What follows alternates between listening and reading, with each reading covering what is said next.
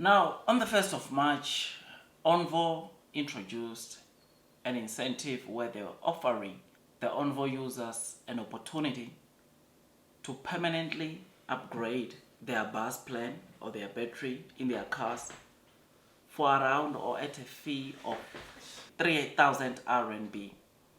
This did not sit well or was not sitting well with a lot of the Onvo users.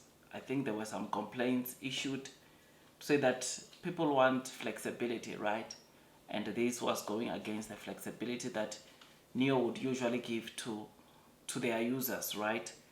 And then we just read right now to say that, look, that it's being scraped away. I mean, I see on the screen, Nio has cleared the hurdle of holding back car owners from changing BaaS plan, right? I mean, this is one of Onvo's latest efforts to optimize experience following the change in management, right? Onvo has virtually exempted L60 owners under the BaaS plan from an additional cost association with the changing plan.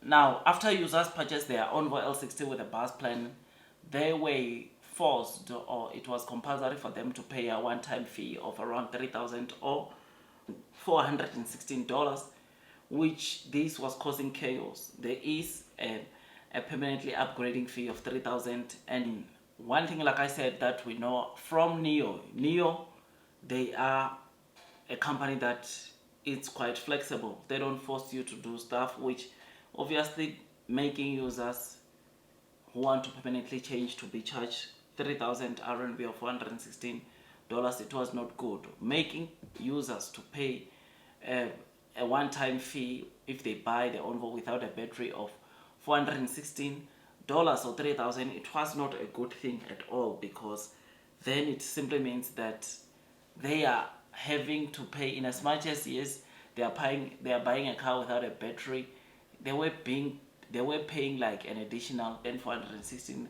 that they had to pay, obviously, if they want to, or for the fact that they've subscribed to BaaS, which Nio has reduced that to 1 RMB, which they pay, which I suppose this is a good thing, and this should, of course, make Onvo to see some positive results, because if consumers or those that own Onvo were already complaining about this, it is something that was not good. I mean, Onvo has not been doing well in terms of sales, and this could be one of the things that has impacted Onvo's sales, and hopefully now that it might be scraped away, which apparently it's still to be communicated on the Onvo's official web pages, then this will ultimately unlock more sales for the Onvo L60.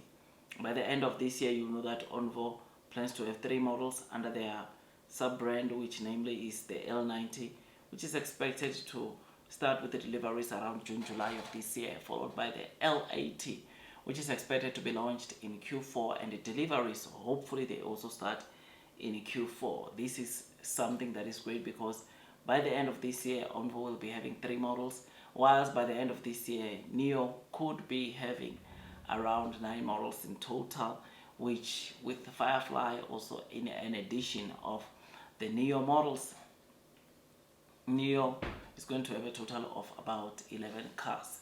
By the way, there is a rumor that, before I forget, of saying that ES7 could be scraped off, or it could merge with the ES8, and this could lead in the ES8 doing very well, because apparently the ES8 could be made like a large SUV, which we all know that the large SUV market in China, it's doing very, very well. And I mean, the large SUV market in China is expected to hit 1.6 million this year from 800,000, I think, which we saw last year. So it is expected to double in terms of sales, which is why Nio is also diving deep into obviously large SUVs, because the market continues growing and they don't want to not participate into this market, because they see that there is a demand, or a good demand, into this market.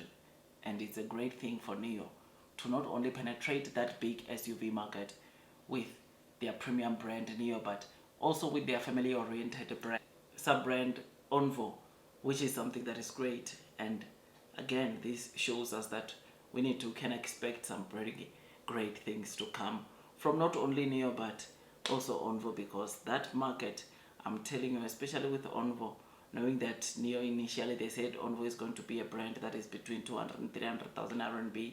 If that SUV is around 300,000 RMB, it's lights out.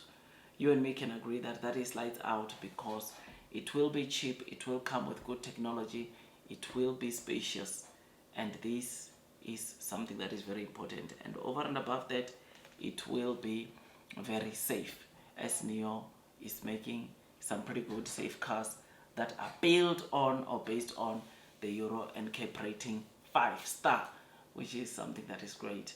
And this, my friends, it's one thing that makes me want to load the boat. So yeah, man, just thought I gave you this quick update. Tell me what you think about this. Blue sky is coming, long term will win. Those that are persevering throughout the edges of the share price will most definitely be rewarded at the time. I know, obviously Nio is not trading where we want it to, but in the long term, we shall be rewarded. Tell me what you think. I'll like this video if you enjoyed.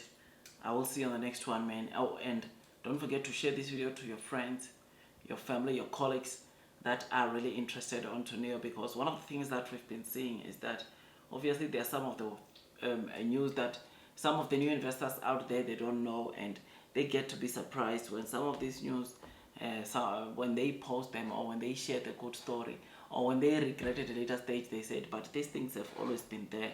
So subscribing to channels like this can make you to be up to date with the developments around Nio, which this will print you probably good money when Nio does well. Anyways, what I say here, just my opinions, not professional financial advice. So yeah, do your own due diligence, consult the professional if you seek professional financial advice. I will see you on the next one, my dear friends, and God bless you all, man.